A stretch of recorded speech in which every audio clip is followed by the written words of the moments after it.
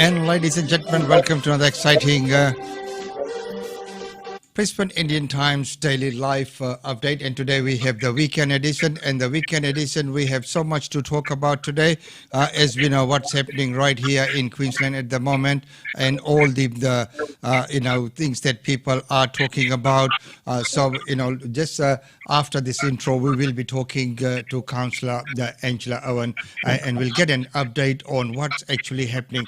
But as we know, I'd like to once again wish all our Muslim brothers and sisters, Eid Mubarak for Eid ul-Adha. Also, yesterday was a very significant day in the Hindu calendar as well, being the Varalakshmi Puja. So what is Varalakshmi Puja? Let's have a very quick look at that before we go into the interview for today. Hello there! It's time for Story Revival. And today, we'll tell you the story behind the festival of Varalakshmi Puja, which is celebrated primarily in South India in the monsoon season. Once upon a time, Lord Shiva was seated on his throne of ashes, while Narad, the gods and demigods were singing his praises. It was a glorious moment, with the 10 directions echoing with Shiva's praises. Just then, Goddess Parvati walked in. She saw this atmosphere of joy, and she wished for similar joy, prosperity and fortune to be extended to everyone in the world. She asked Shiva, "O Lord, is there a prescribed way for people to gain prosperity, fortune and happiness?" And Shiva said, "Indeed there is, Devi. It is the Varalakshmi Puja." Parvati got curious. The Varalakshmi Puja? What is that, my lord? And who performed it for the first time ever? How does one perform it? To answer all these questions, Shiva told her this story. There was once a woman by the name Charumati.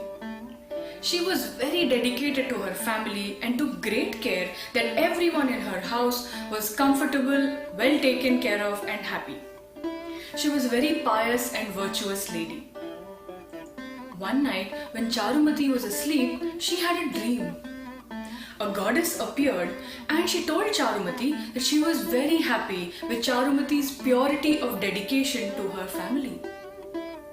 This goddess was Goddess Varalakshmi, the goddess who grants boons, because in Sanskrit the word Vara means boon.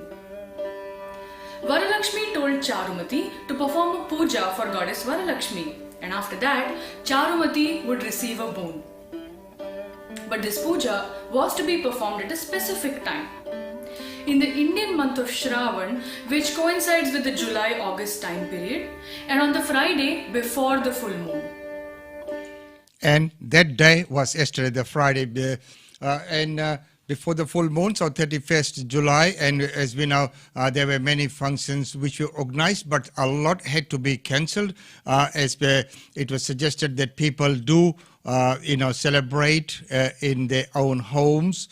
But the puja one at Canmore, at the newly launched temple there with Durga Puja, Durga Swamiji, it was very well done. So, wonderful to see that. And with that, my goddess Lakshmi shower you all with your blessings. Well, with that, now it's time to go into the key story for today. And with that, I'd like to welcome into the studio Councillor Angela Owen. Councillor, thank you so much for joining us at such a short notice. Good morning, Umesh. Namaste, Namaskaram, Sat Sri Akal, Spargadam, Barnakam, Kimcho, Assalamu Alaikum. It's great to connect with everybody, even though it is by technology. even though it's via technology, but you are here and you are connecting with all our community. That is wonderful, and it is great.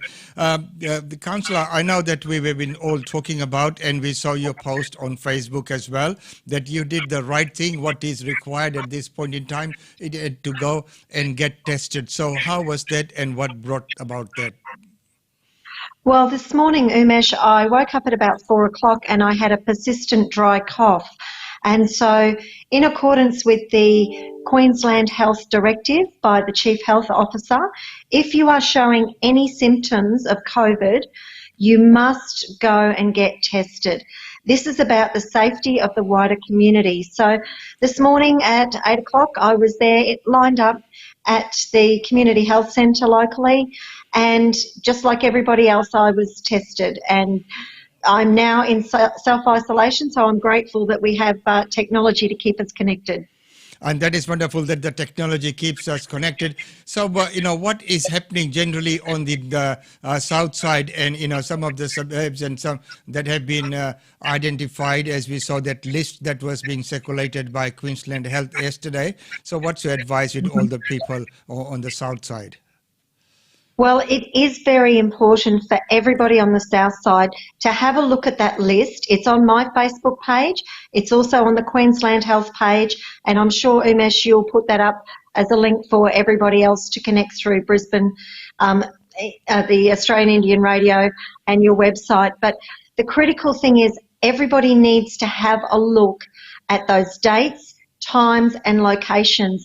And if you were at those premises on those days and times, you must go and get tested, and you must identify that when you go in to get tested and say, yes, you were in those locations, because that will help the Queensland health officials who are doing the contact tracing, and the sooner we can identify anyone who has been in contact with those locations at those times, the better the chance we have of dealing with the circumstances. And that is very well said as well. It is the responsibility of getting tested, not just for the knowledge of our viewers and listeners, is testing where can people go and get tested, and how easy is it to get to a testing station? There are quite a number of testing facilities that are around. The major hospitals, Logan Hospital and QE2 Hospital on the south side, have been processing people for quite some time. The Logan West Community Health Centre at Browns Plains, just off Middle Road, so it's in Wineglass Drive, that's where I went this morning. They are open today and tomorrow from 8 a.m. to 4 p.m. There is a little bit of a wait, but please be patient, everybody. Be prepared that you will have to wait, because so many people are getting tested, which is encouraging, because it shows that people genuinely care about each other. They are genuinely being responsible, and if you have got any symptoms or you're feeling unwell, you should go and get tested, because what has happened for the last couple of days, there's been a lot of uncertainty as to where some of these people who were identified as being in Melbourne and came back and interacted in our community. Because we didn't know all of the places that they had been, it was difficult for the health authorities to complete that contact tracing.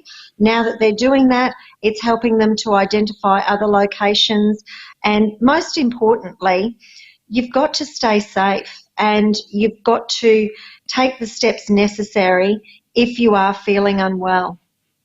And that is quite rightfully said, that we need to take those steps and act very responsibly, as we saw in the case of these two. Or now we know that behind the whole scene there's three people.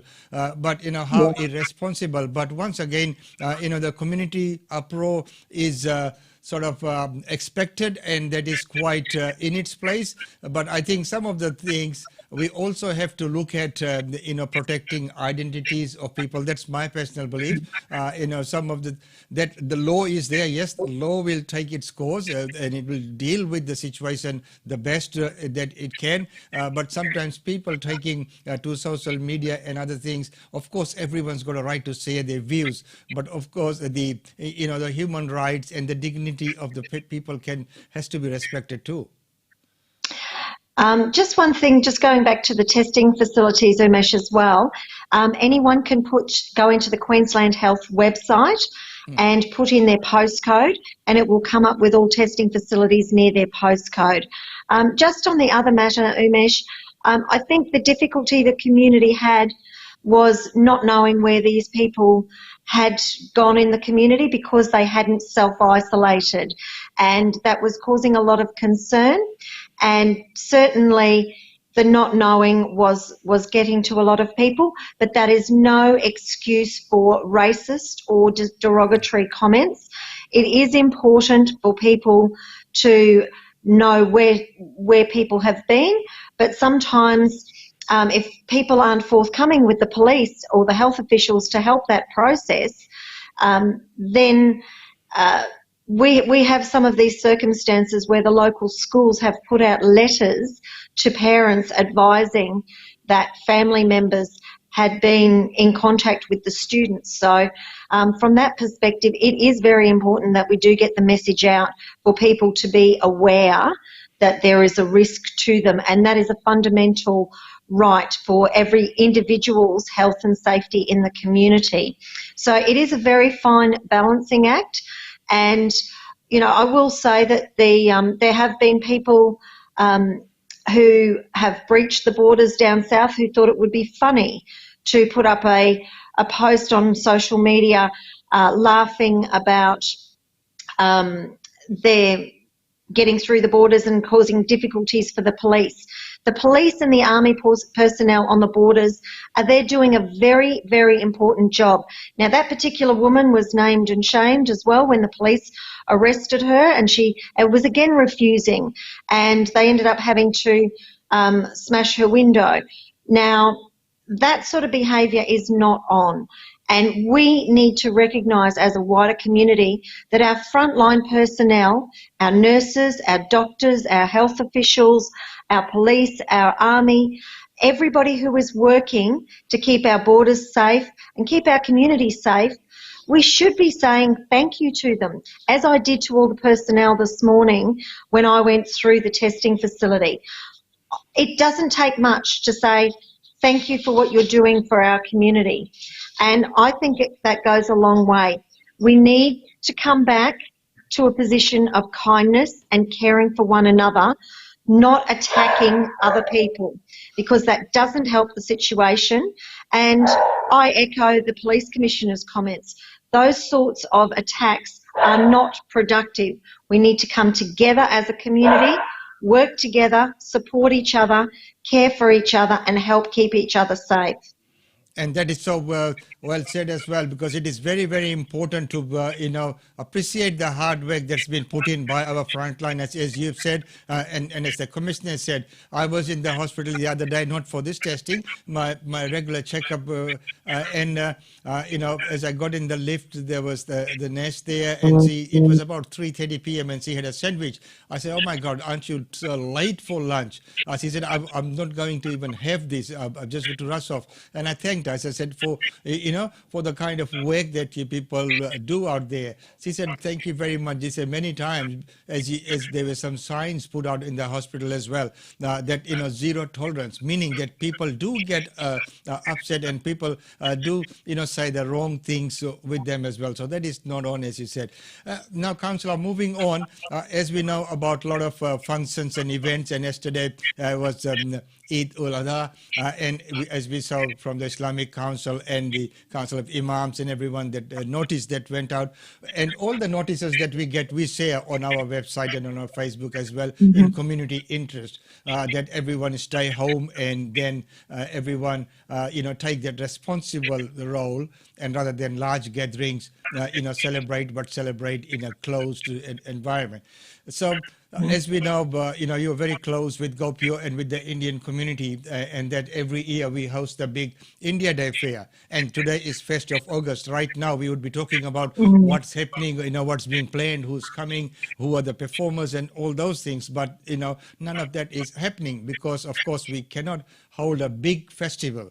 So the decision to cancel that was once again, I think, a responsible decision on part of Gopio, but taking into account the advice from the council. So what's your thoughts on that situation there?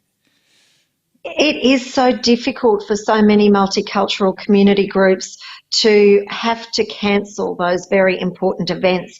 Now, for example, yesterday with Lakshmi Puja, that would have been very difficult for a lot of the Hindus and for our Muslim brothers and sisters at this time. I do wish you all Eid Mubarak, but it is so hard when you can't get together, when part of those festivals, part of those celebrations are integrated with bringing everyone together, having a big celebration, having a big community together, fostering those traditions and, making sure the young people really learn about these celebrations and what they mean and their significance.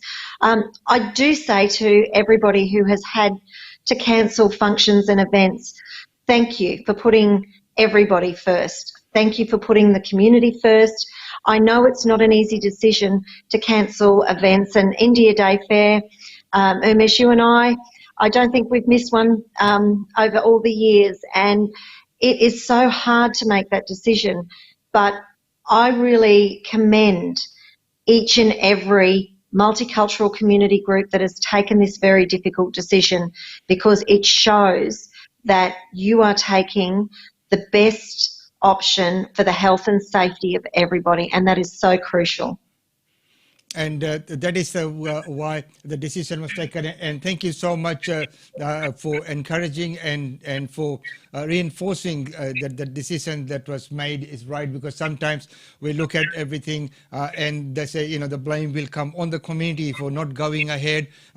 So one of the things that was being planned was that maybe we'll just have a sit-down dinner with a small, number of people at City Hall. And City Hall was very cooperative, and I must say, the council was very cooperative even until a few days back. That was looking like that might be the way to go forward until this latest development and when the new notice came out from the health department, and that's when I think that will be put on hold. So there is going to be an emergency meeting this weekend, and we'll keep everyone updated as to what might happen. What I think might happen is maybe a small gathering at the statue, and of course, the flag raising, which we have at the consulate in a very small, controlled numbers, and to mark the occasion, to mark the day, which is the 15th of August, and then probably postpone the celebrations or the mass gathering until such time as it is safe and until such time as everything's in all clear.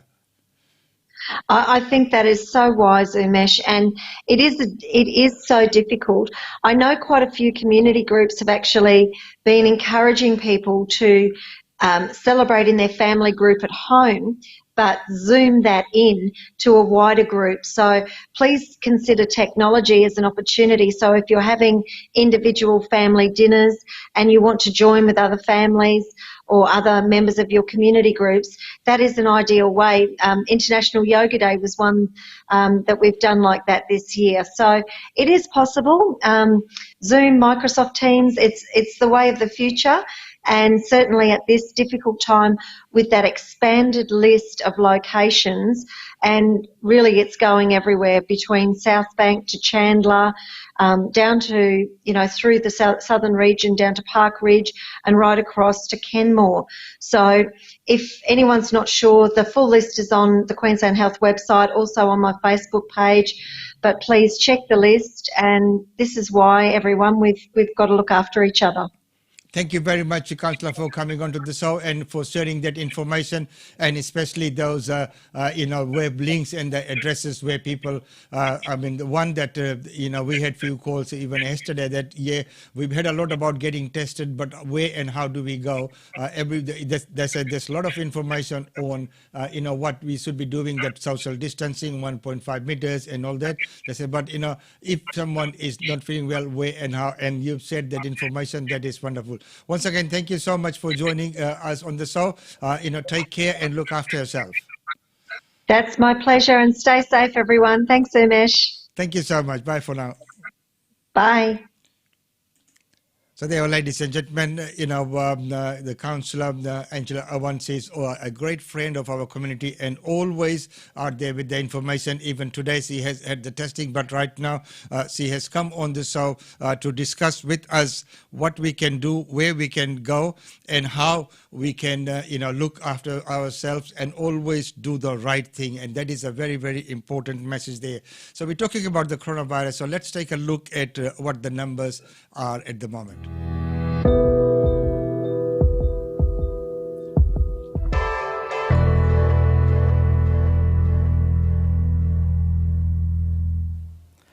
Hello, I'm Jeremy Fernandez. Coming up on the virus, record daily cases and faltering aged care facilities force Victoria to consider taking further action.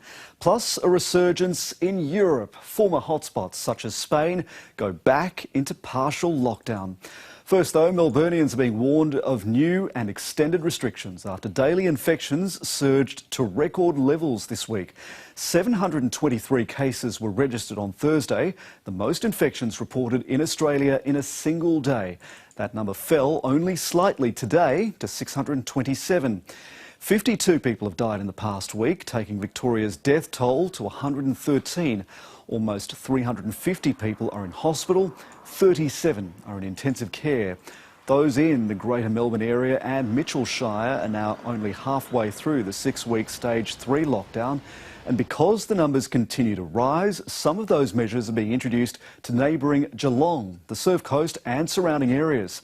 People there won't be able to have visitors, but unlike Melbourne, restaurants, pubs and gyms will stay open. People in the major population centres are being told to expect stricter quarantine measures. It is important that all of us acknowledge that these numbers are still far too high and we could not open up with these numbers. We could not open up even with significantly less than these numbers. So it may well be the case, and the data may well bear this out, and the best advice may well come to me, that we need to take further steps, that the steps we've taken are not enough to pull this up. The growing case numbers are putting a strain on the state's COVID response teams. More than 1,000 cases this week couldn't be immediately traced to a known source, and that means more than 3,600 are now under investigation in Victoria. Authorities are stepping up their efforts to try to stop the spread. There have been people who've not been home twice in a day. That's not exercise. That's clearly being elsewhere, and I think that the penalties that are available, having been referred to police now, will shift those behaviours. Aged care homes around Melbourne. And as we have seen that, not many people are following the rules and what's happening. So Dr. Norman Swan says that Victoria's elevated positive testing rate is of concern. Why is it of concern? Let's hear from him. If you don't know where the documented cases are, you don't know where the gaps are in your testing regime. The positive rate for testing in Victoria is now up to 3%. It's been under 1%. That means that they're probably not casting their net wide enough here to find all the cases. So there's a problem with testing as well as contact tracing.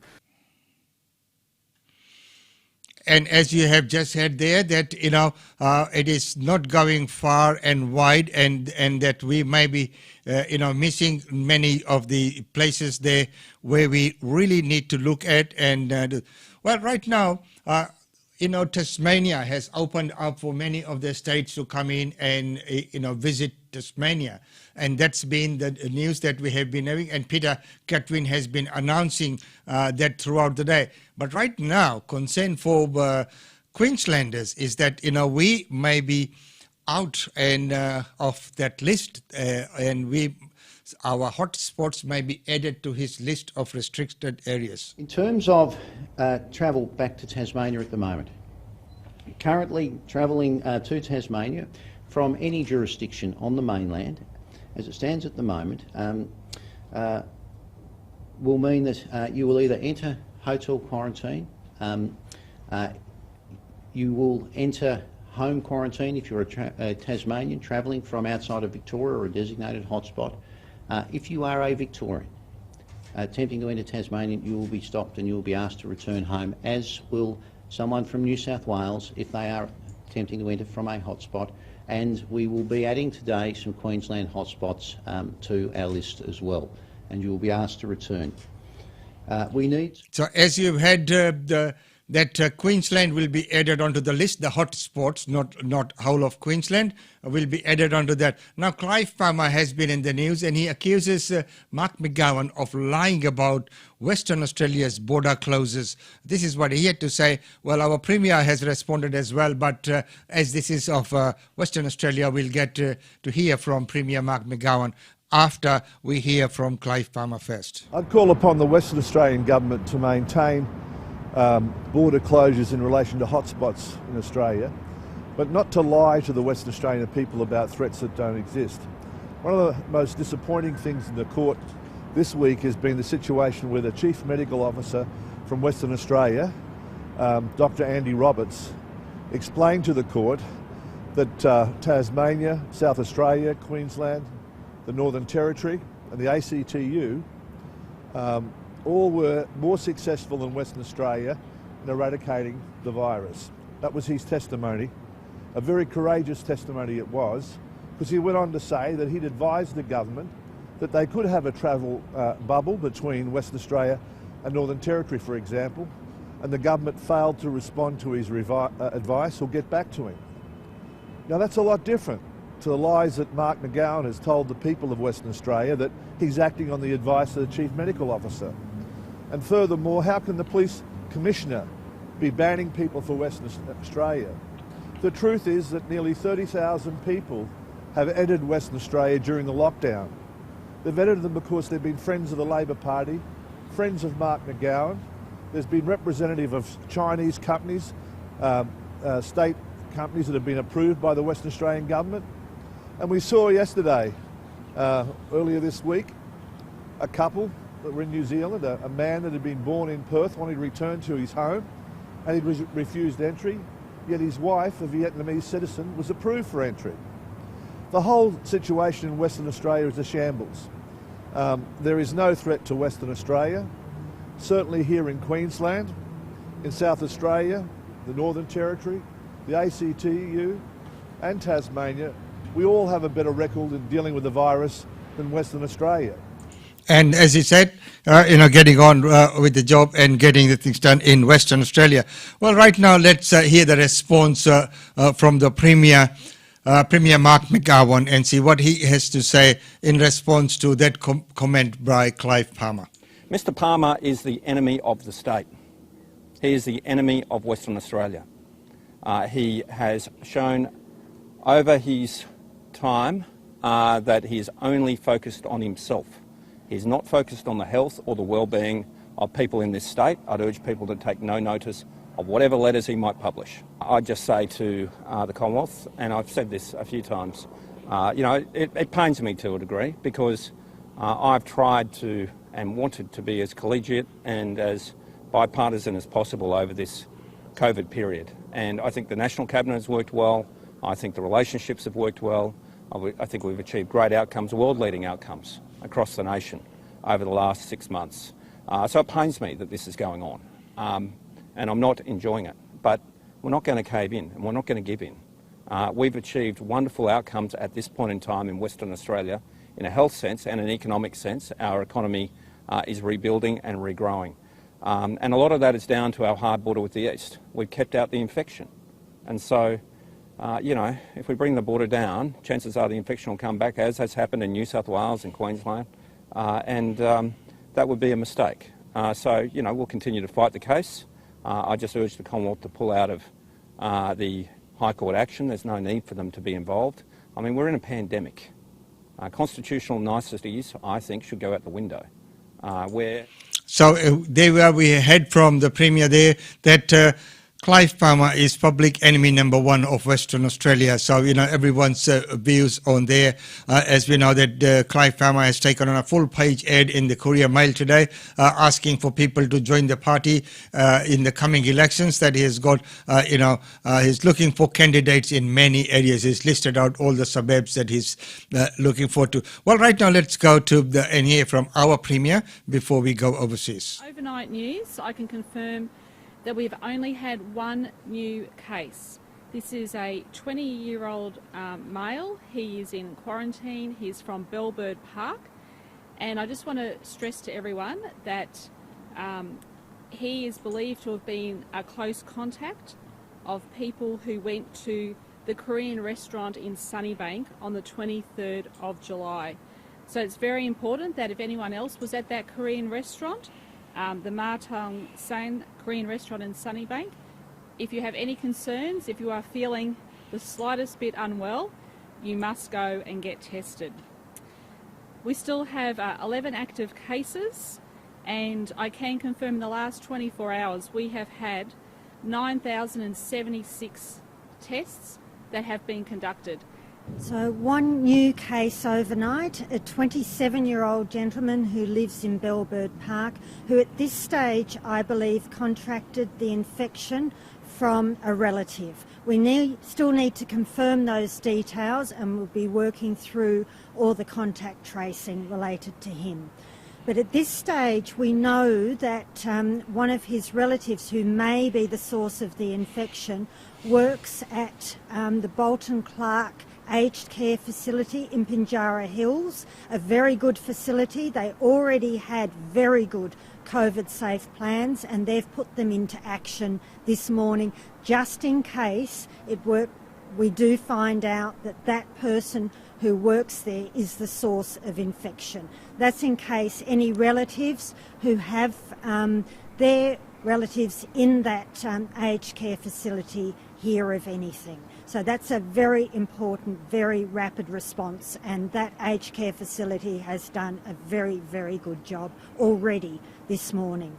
So there you are, up to date on Australian Indian Radio's weekend edition, and as Dr. Jeanette Young said, about those cases. And spare a minute, and spare a thought for all the officials working in this field, even for the Premier. And as you can see from that scene, that the Commissioner is standing there, the Minister, of course, getting on with this kind of tough job in this kind of challenging times is very hard. It's very trying. You need to get up very early in the morning, be out there with the latest and make those decisions. The press conferences, the advisors and the updates you need to get to make those decisions. So that is, of course, very, very hard and very trying as well.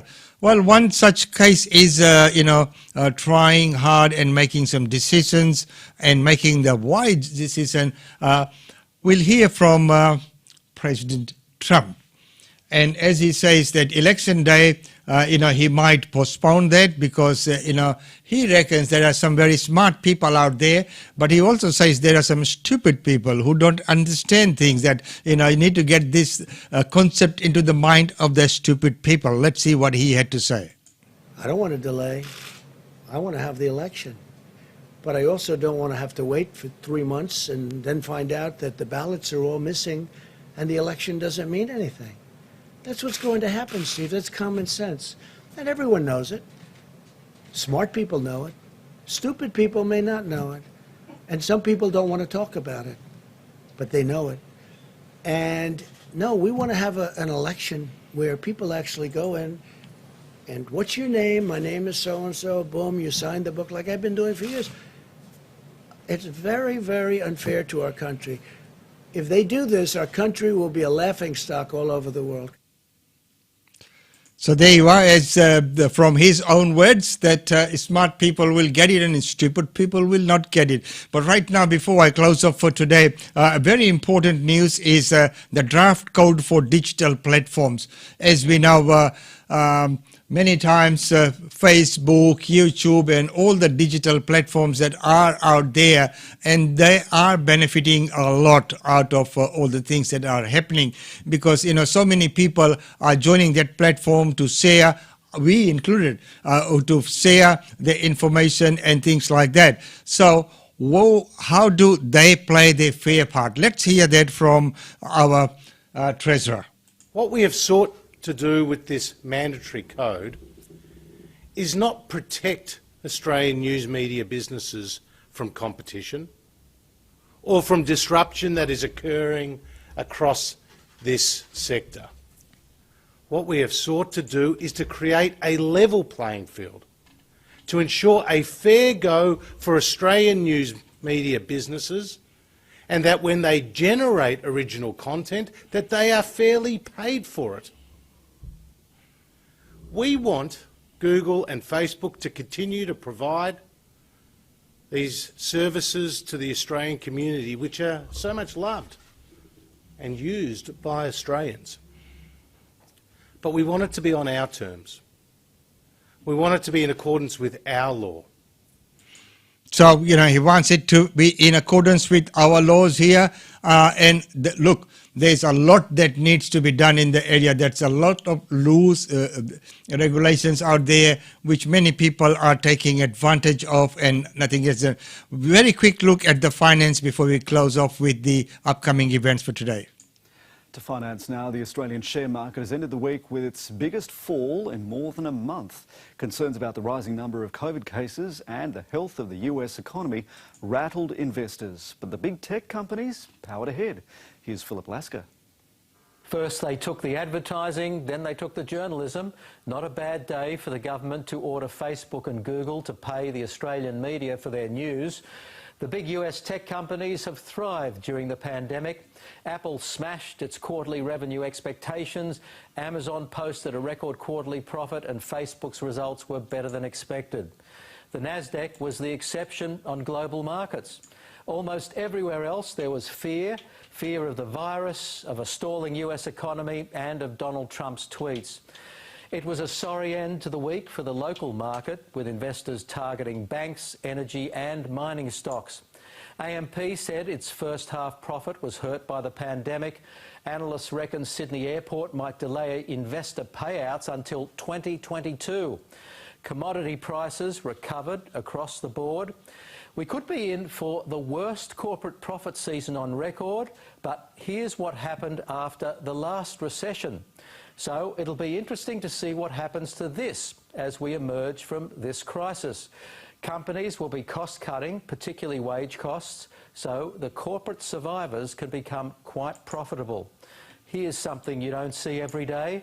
Gen Z, those under 25, saw a massive increase in their investment income during the June quarter. Why?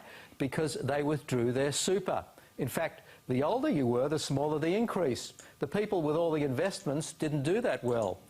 The Australian dollar is at an 18-month high against the flagging US currency, and that's finance. And that is finance. And right now, if I could, I will be finishing off today. But let's take a very quick look at the decorations in India for Varalakshmi Puja.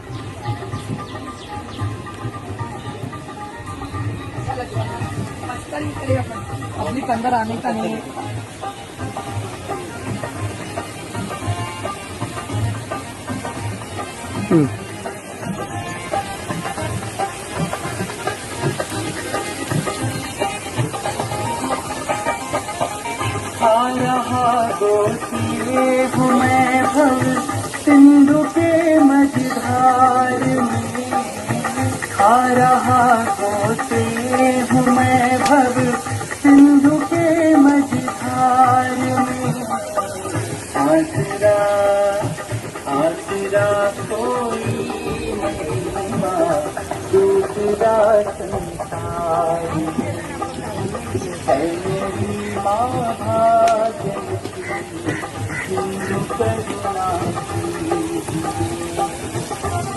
So So wishing everyone all the best for Varalakshmi Pujan. As you can see from these scenes, it's beautifully done and minus all the people because of the restrictions on mass gatherings. So ladies and gentlemen, with that, I'd like to leave you with the upcoming events or whatever events are happening around Brisbane right at this point in time.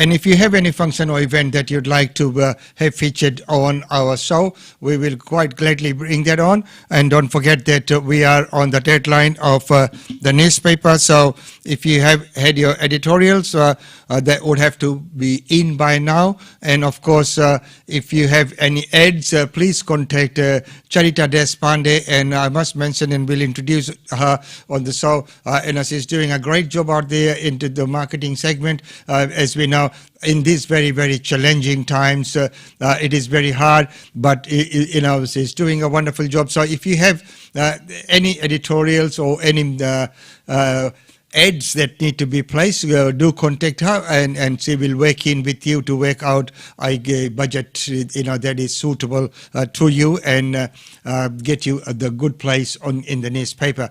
As we know, we go to press on Tuesday, and next Saturday is our publication date.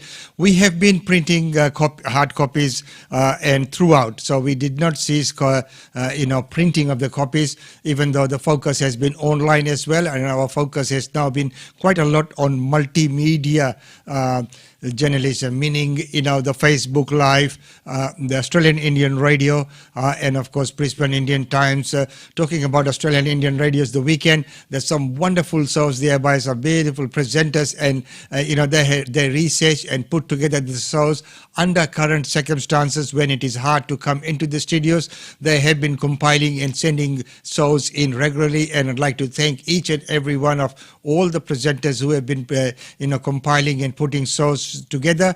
And I must say that we have had an increase in number of listeners during the recent months because of COVID and everything. People are more at home and having more time to tune in and listen to the programs, and the feedback is wonderful. So please keep sending those feedbacks, because based on that is what we can make the improvements upon. As I've always mentioned, that there is always room for improvement, and never be complacent that this is enough. So right now, let's move on, and we'll again wishing each and everyone all the very best, and may Mata Lakshmi shower her blessings in each and every one of you. So until next time, it's goodbye from me.